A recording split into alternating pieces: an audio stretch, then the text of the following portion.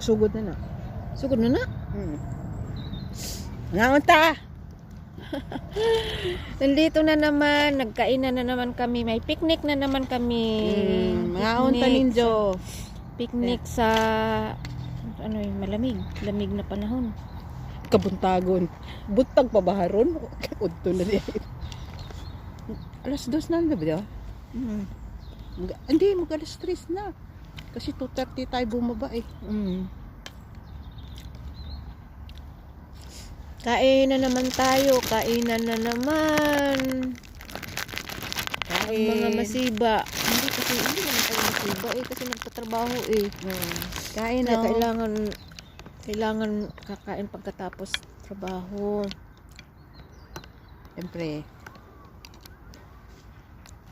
Lahat ng ulam namin, Patatas. apritadang manok. Tagay ako napapanood Alam mo bang bago ko to gi-apritada, how saan gi ko aning manok eh, how saan gi prito patostado. Saan ako gitimplahan para mawa ng langsa. Langsahan mo kung i-diretso. Iba yung inaano na marinate nila. Marinate, tapos mas masarap pa i-marinate kung iprito pa nimo jud og iprito pa nimo sa nimo ang ani yung timplahan.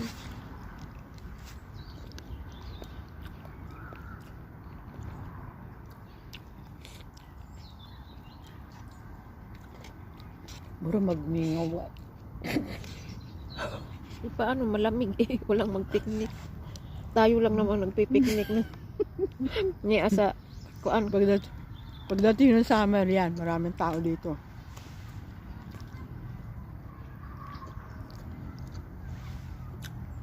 Tama nga yung sinabi mo. Kung doon tayo kumain, may mga bata na kumain doon sa sa playground. Eh, park kasi yun, nandoon yung ano eh, palaruan eh. Doon pa ipapatol ng gamit nila.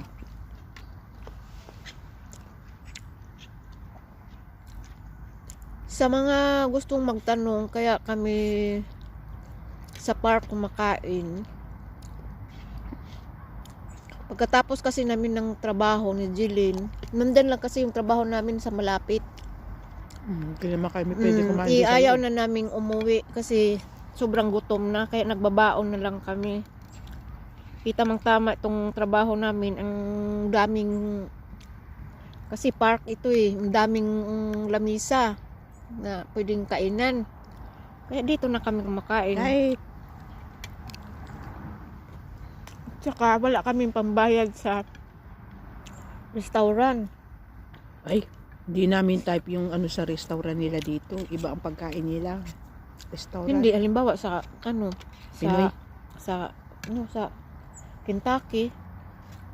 May Kentucky ba ito? KFC ba? Kita mo naman eh. Ang layo ng hinana yung bumili na tayong kutsara ngayon. Ilang Kaya nga, kilometro ang layo kaya ito? kasi, Parang wala 10 kasi- kilometers ata bago natin nakagilap Wala yun. kasi makainan dito, walang KFC, walang ano pa yung isa Jilin? Yung Burger King. burger at saka yung McDo, no? Wala kasi dito. Kasi outside di Madrid na kasi ito. Kaya nagbabaon na lang talaga kami ng pagkain. Kaya pagka nagtrabaho, kaya nagpa-park kami kahit na malamig. Ayaw naman namin kumain doon sa bahay ng amo ko dahil wala, parang hindi ka makasubo ng Maayos. maayos. Tingnan mo oh. Alam ko bawal nga sa akin. Tingnan mo nakasulat na posporo. Oo. 20. 20. Perte, no? Perte. Puente. 20. Ponte de Posporo. Binawal nga rin sa amin yan. Kumain ng ganyan. Ay, bahala ka dyan.